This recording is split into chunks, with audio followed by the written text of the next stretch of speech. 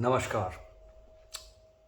Today, finally, and I say finally with a lot of thought because I know most of you or many of you would be waiting specifically for the day when this topic would be addressed. This is a very important question which remains in everyone's mind, and the topic that we are going to discuss today in our satsang is diet. Yes, I know, as I said, it's a very important one and it's something that everyone wants to figure out as to, where exactly diet fits. Everyone is involved in diet one way or the other, whether you're doing any sadhana as a sadhana or not, whether you're part of any spiritual program or physical program or mental program, whatever it is, diet always becomes an important aspect of everyone's life, one time or the other.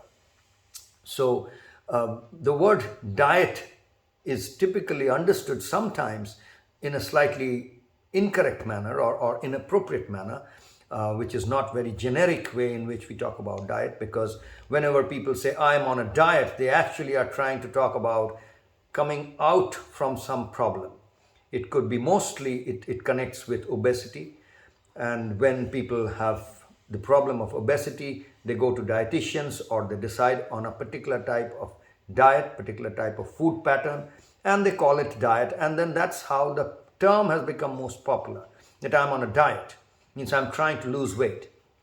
Or I'm on a diet means I'm trying to really get well from a particular disease condition. Well, that is not essentially the generic meaning of diet. Diet really refers to the eating pattern, the food pattern that you follow, that anyone follows. And you will see that, everyone, irrespective of who the person is, follows some kind of a pattern. No one eats food just out of the blue, whatever comes in front of one's, eyes, they eat it. That's not the case. The case is very clear that we all, depending on the culture, depending on the conditioning, depending on the geography where we have lived, depending on our environments, depending on our exposure to the rest of the world, we kind of form our own diet patterns. We form our own belief systems about diet. Well, I must also say that diet is a very, very important and critical part of the KarmYog for 21st Century Fit for Life program. It's a vital element of the whole sadhana paddhati, the process of forming your routine. Now, we don't specifically talk about diet as one of the elements, as in, we don't talk about Pranlila, the way we talk about Pranlila Upasana or Shakti Stretch Aradhana or Stamiflex Arati or Somno Magic Yoga Nidra, or we talk about meditation and Livosim as specific sections or specific items or elements of the sadhana paddhati of the entire program. When we talk about breathing and when we talk about food or diet, we don't include them as specific separate elements, because the diet is and breathing is just there in everything that you do. In each of these practices, no matter what practice you are engaging yourself in, whether you're doing Pranlila Upasana or you're doing Shakti Stretch Aradhana or Stamiflex Arati or meditation or Livosim or Somno Magic, the fact is that what you have eaten, whatever you are eating, whatever your diet has been, your food pattern has been, is playing a very important role. In each of these, how you're breathing is playing a very important role. So it's not a separate thing, it's embedded in everything completely. So we need to take a very clear point of view about what we are eating. I've emphasized a lot about breath work and the whole aspect of breathing in satsangs earlier. And when I did that, I mentioned that we would come to this whole aspect of food sometime or the other. And that's what I am starting to talk about today. Well, the first and foremost question, and the question in the sense it's a debate, it's a controversial issue that comes up, is about vegetarian and non-vegetarian food. So that's a whole bifurcation. And now of course, not just vegetarian, there's this whole whole movement around vegan.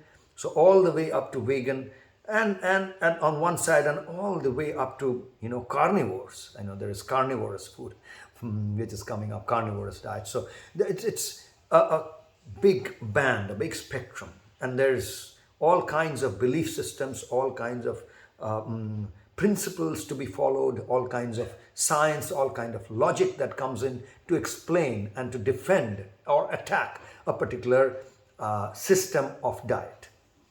Now, what is the one that we at KarmYog for 21st century, or we at the Fit for Life program, for this Fit for Life program, what is our recommendation? Are we recommending non-vegetarian food or vegetarian food, or vegan food, or raw food, or what have you? All these different types of diets that are there, Mediterranean diet and Japanese diet. There's so much discussion. You could just go on the net today and you will find so much information about all different types of diet, what is appropriate, what is not, which is one that humanity should espouse, and which is the one that humanity should discard. There is every kind of point of view about this. So what is our point of view? What are we recommending to you as part of this KarmYog for 21st Century's Fit for Life program? The most important thing to realize is that we do not prescribe the same singular diet for each and every person. Just like we are not prescribing a fixed format, a fixed, absolutely closed, tightly closed sadhana paddhati for each one. We are not recommending that. We are saying that you are doing this program, you are going through this educational program, you are learning how to design your own sadhana paddhati. That's why you're going through this program, so that one day you will be able to design the sadhana paddhati that is right for you, and that will be really your own religion. So it doesn't matter whether you are a Christian or a Hindu or a Muslim or a Buddhist or a Jewish or a Parsi or whatever religion you believe in, Zoroastrian, it doesn't matter. Ultimately, within each of these religions, each one is following that religion in his or her own particular way. So if you go really deep, you will find each of us is a religion by our own selves. And that is really what we mean by democracy. That each of us are free to practice our own life. Practicing our life is really sadhana. A sadhana paddhati, especially the operating system of life. So, coming back to the point that we were making is that there is no one prescribed diet, one size fits all diet kind of a prescription that we make for each and every one.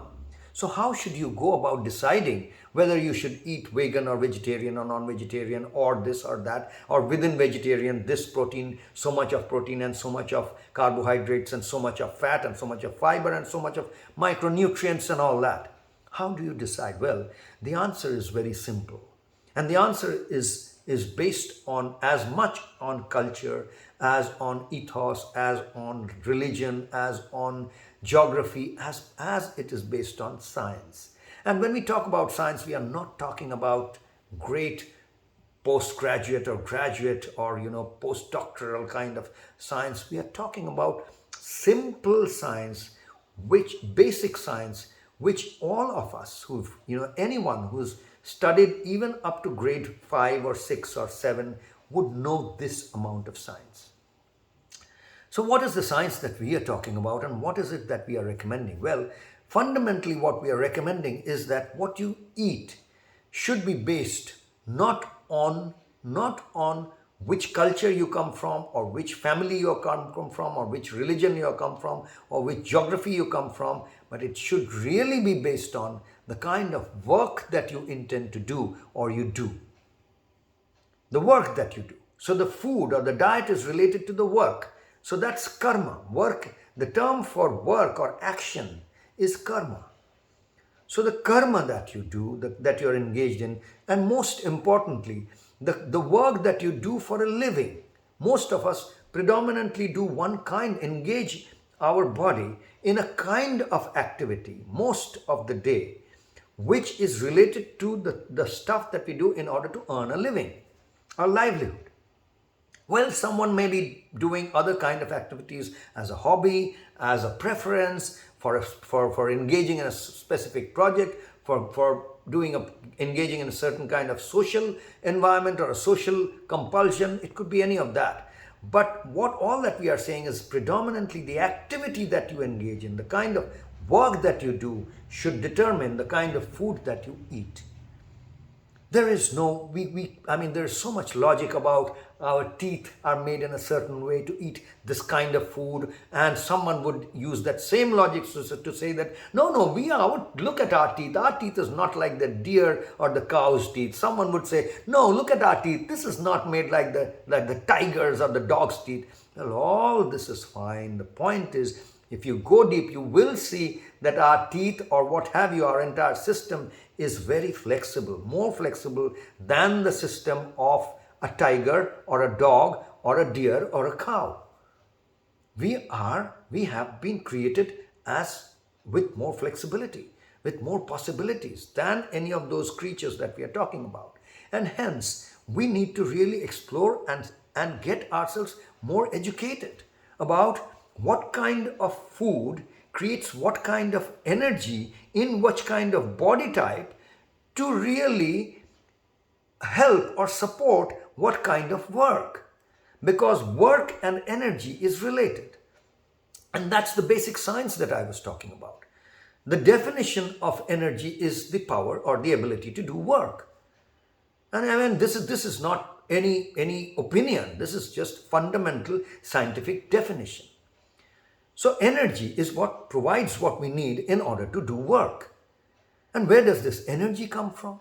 Well, energy in this body comes from the prana shakti, as we say, or the vital force within our body. The body's energy is not just kind of fire, heat energy that's there in a fire, or light energy that's there in a light bulb, or sound energy that's there in a big amplifier. No, all of that is there. We find all those kinds of energies emanating from our body, but the fundamental energy that makes it all happen is what we call the vital force or the life force or the life energy, which the Sanskrit term for it is prana. Tan prana man chit, when we say, we are talking about physical, energetic, mental and spiritual. And so prana is the energetic being. So that energy is what is needed in order to do work, in order to move our body, keep our body active. So, and which is karma, which is action. So energy comes from combination of oxygen that comes from our breath and the fuel, which comes from the food that we eat. When fuel combines with oxygen, there is an oxidation reaction and energy is a byproduct. And that's what creates the life force or the life energy.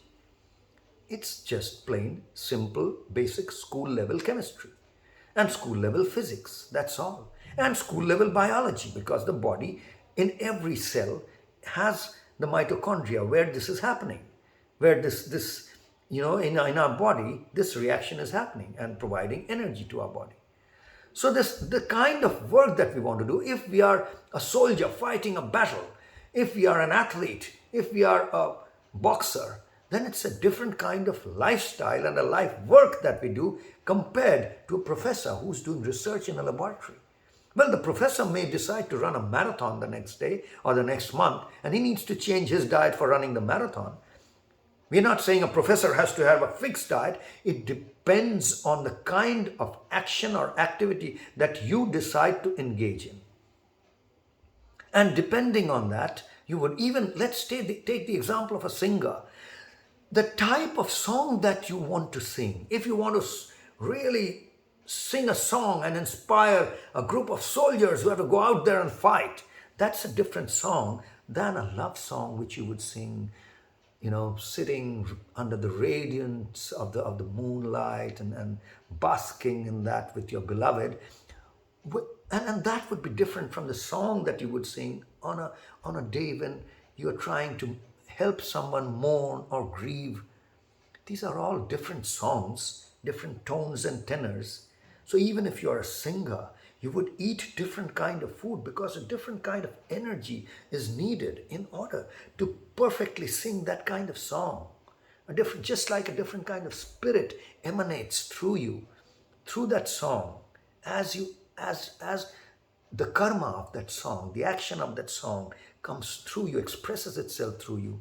It's a different kind of energy that powers it. And where does that energy come from? Well, it comes from the kind of food that you eat.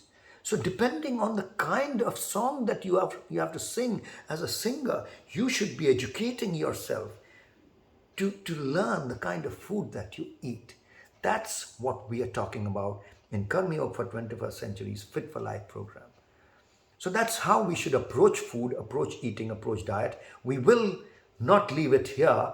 Today we will, but as you can understand, it's a very important subject, important issue, and we will explore it further on other days from other angles, other points of views. But as of today, just let it be there is that there is no one prescribed food, one size fits all for everyone every day. Eat as per the karma that you want to do. That's all, friend. Take it easy and take care.